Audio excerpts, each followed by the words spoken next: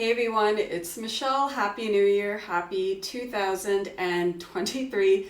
Long time no see. I basically did not post at all for the month of December and majority of January. Long story short, my husband and I decided to take a very last minute spontaneous trip to Toronto, Canada to surprise our family for the holiday season and spend some quality time with them, as well as some of our close friends. And after our month-long vacation from Canada, we took a mini vacation from the vacation to a hotel that has a mineral pool. It was a really good call. We went with some friends and it really helped us to just revive the body, the senses, the skin, and let off some steam, both figuratively and literally. Because I missed almost 2 months of content, I am playing catch up right now. I definitely need to conclude my Low Buy 2022 series that I did last year, so I have some empties, a haul, and a final roundup of my thoughts on how I did with my low buy year.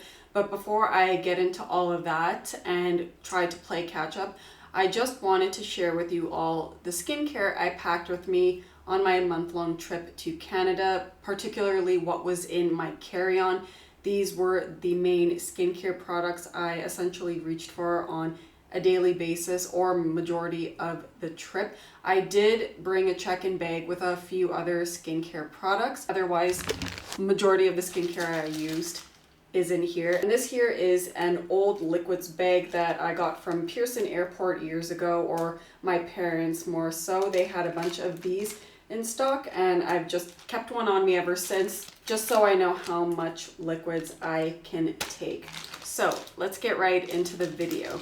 First things first, double cleansing the skin. I brought with me these two for cleansing. So this is a travel size of the Garnier Micellar water. This is my first time trying it. It was really good, nice and gentle. I'm glad I picked it up. This here is the Cerave Hydrating Cleanser. This is what I mostly reached for the trip. The micellar water was just to bring in case that I wore quite a bit of makeup, which actually didn't really happen a whole lot. Next are the actives that I brought. So most definitely brought my tretinoin prescription. This is Retin-A Micro at 0.1% tretinoin. The second active I brought is the Malezia 2.5% benzoyl peroxide gel. The reason for this is because I knew that I was going to go out to eat a lot and indulge in all the different cuisines that Toronto has to offer, and because of that I knew I was going to break out, so I packed this in anticipation of that. Another item I packed for breakouts and to soothe the skin while I was in Canada was the Roche Posay Cicaplast Baume B5 Plus. I did a full review on this. I'll leave a link to that down below. This is a go-to healing product, soothing product whenever my skin is in a pickle. And again, I knew I would be breaking out because I would be overindulging in so many different cuisines in Toronto.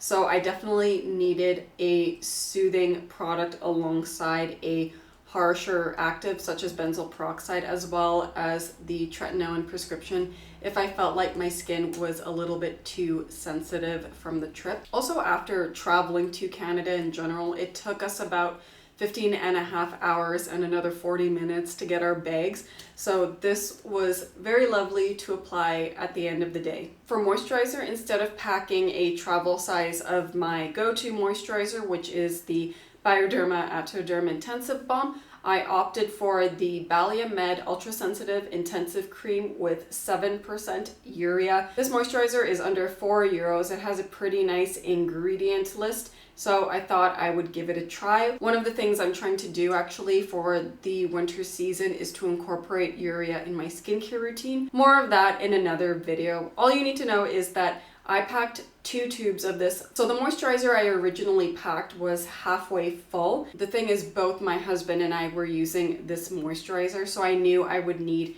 a second tube of it on the trip. This is the second tube. It's almost to its completion. You'll definitely be seeing it in a future empties video for 2023. Last for skincare in my carry-on is sunscreen. This is the new Aven Cream SPF that I featured last summer. The reason I packed this one is, one, it's a good size, and also it is a cream texture, so I knew it would not be drying out my skin while I was in Canada. Now that's all the skincare that I packed in this bag, but one piece of skincare that was taken by my husband that we both used and most desperately needed for the entire trip was a travel size of the A.K.A Healing Ointment. When traveling on the plane, especially to a cold, dry climate, this is a must. Now that's it for all the carry-on skincare items, but in this travel bag I did pack one hair care product, and that is the Pantene Pro-V Miracles Instant Frizz Tamer. I needed something to help keep my hair protected from heat and moisturized while on the trip. This is 75 mils. I've been using it since the fall, so it's pretty reliable. This is it for all the carry-on skincare items. Like I mentioned, I did bring a check-in bag which carried some additional skincare items, but for the duration of the month, the skincare I just shared were the main players in my skincare routine while in Canada. Since these were the main products I used on my month-long trip to Canada, I wanted to give a general review of what worked, what didn't, and what I would change on my next trip to Canada, because I'm probably going to visit again for a month. So I would definitely switch some things around, having learned from this past vacation. Out of the 8 skincare products I brought with me on my carry-on for a month-long trip to Canada during the dry, cold winter months, 4 I would most definitely bring again. When I first got to Toronto, within a day, my skin was peeling like a lizard. I could not believe how quick it was that my skin was flaking like crazy, and for that I am glad that I brought these 2 products here in particular. So the first one is the Decanted Cerave Hydrating Cleanser. I am so happy I brought a lotion type cleanser with me, because this did not further dry out my skin. It actually made my skin feel a little bit softer after cleansing, and my skin is very prone to dehydration and dryness, especially in such dry climates, so this was definitely a win for the carry-on. The second best skincare product I brought with me to Canada is most definitely the A.K.A Healing Ointment. One just simply cannot visit a dry climate without an ointment such as this. This is also good for the plane in general, because the plane is also quite a drying environment. What I like to do is apply a pea-sized amount of this before getting on the plane, and if I'm on the plane and I'm feeling a little bit dry, I like to dab a bit of this around the needed areas. Third best product is the La Roche-Posay Cicaplast Baume B5+. This has just been an all-star since I got it and started rotating it in my collection.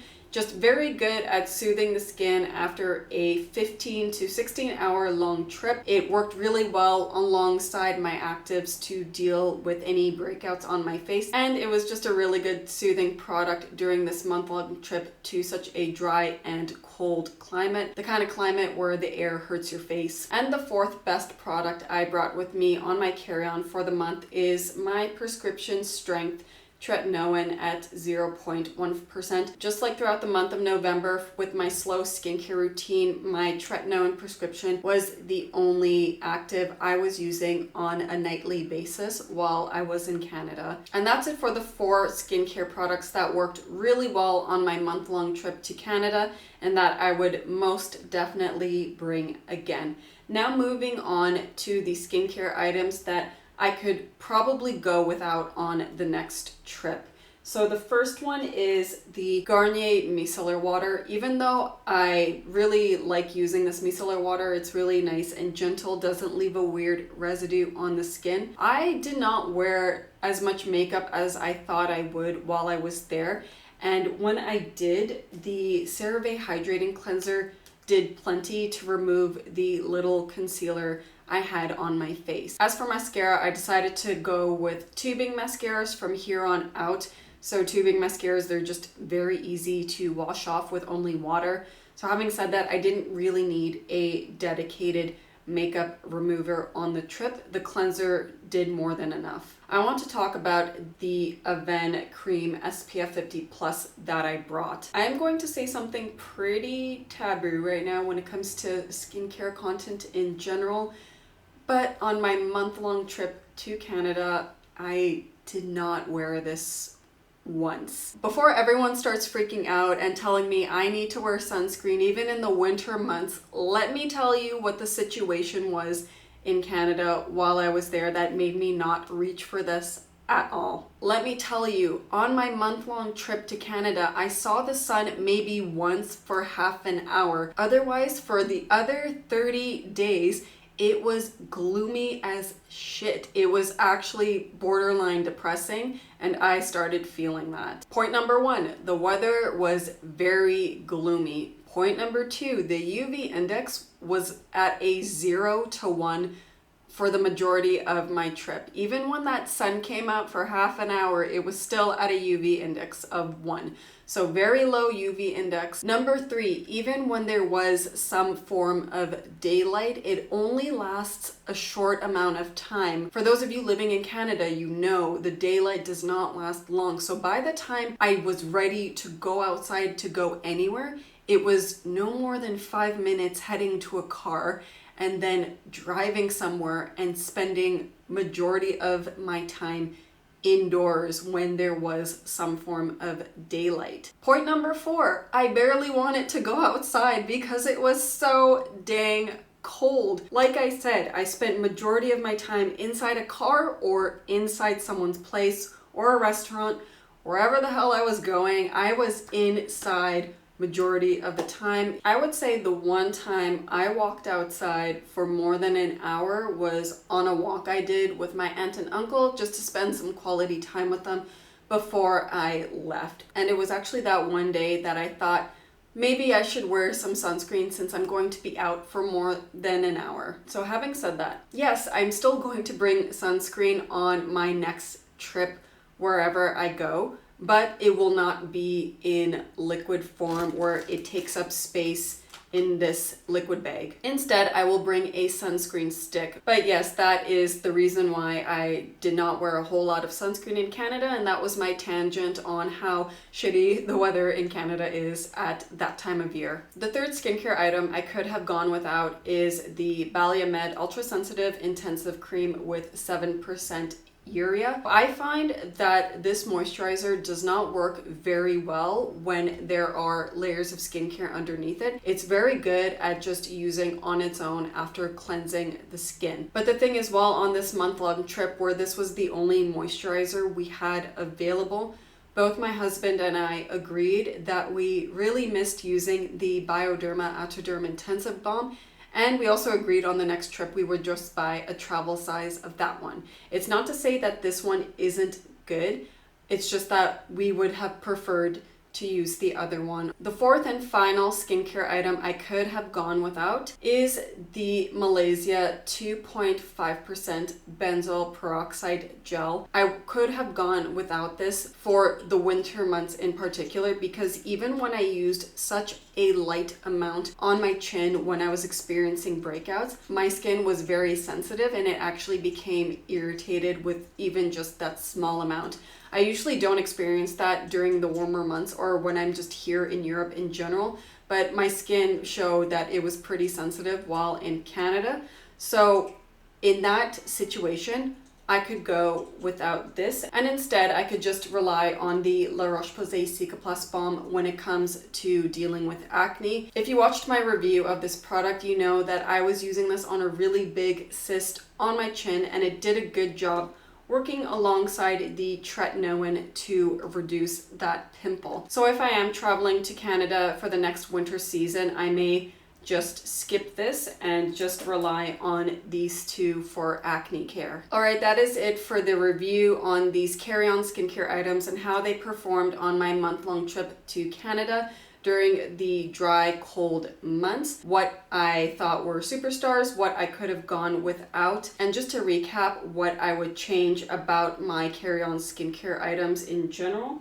First things first, bring my go-to moisturizer. Well, this meets the size requirements, and performs generally well. I'd rather stick with a tried and true product that I enjoy using, both my husband and I anyway, since we share the same moisturizer. So that would be the Bioderma Atoderm Intensive Balm. Second thing I would change for my carry-on skincare is to bring an SPF stick rather than an actual liquid, so I could free up some space in the liquid bag. Third thing I would change is to skip on a strong active during the dry cold months. If the weather was a little bit warmer and my skin wasn't so sensitive, I would reconsider bringing something like benzoyl peroxide. But in the case of dry cold winter months, I'll just skip out on this. And last but not least, the fourth thing I would change is my cleansers. So like I said, I brought both a micellar water and a lotion type of cleanser, but instead of bringing two of these, I would actually swap both of them out for one product, and that would be a cream cleanser. So something a little bit thicker than the Cerave Hydrating Cleanser. In my mind, I was thinking more along the La Roche-Posay Dermo Cleanser. If you've never tried that before, that is a cream lotion type cleanser where it feels like you're applying a moisturizer on your skin, but it's not. It's actually a cleanser, and you can use it as a 2-in-1, either as a general cleanser or to remove makeup off your face if you were to just apply it on your skin before wetting your face with water. Probably for the next trip to a dry and cold place, I would opt for that creamy type of cleanser rather than two separate items. That is it for my review of the skincare items I brought with me for my month-long trip to Toronto, Canada. As always, I hope you find content like this helpful and informative. If you did, please be sure to give the video a like, subscribe to my channel down below for future videos, and hopefully I'll be dishing out some more content soon to play catch up with my low buy year of 2022. So stay tuned for that. Leave a comment if you have any questions about the skincare items I mentioned or any recommendations of what you think would be a really good skincare item to pack on your carry-on bag. I would love to read about it. That is it for this video. See you all soon. Ciao.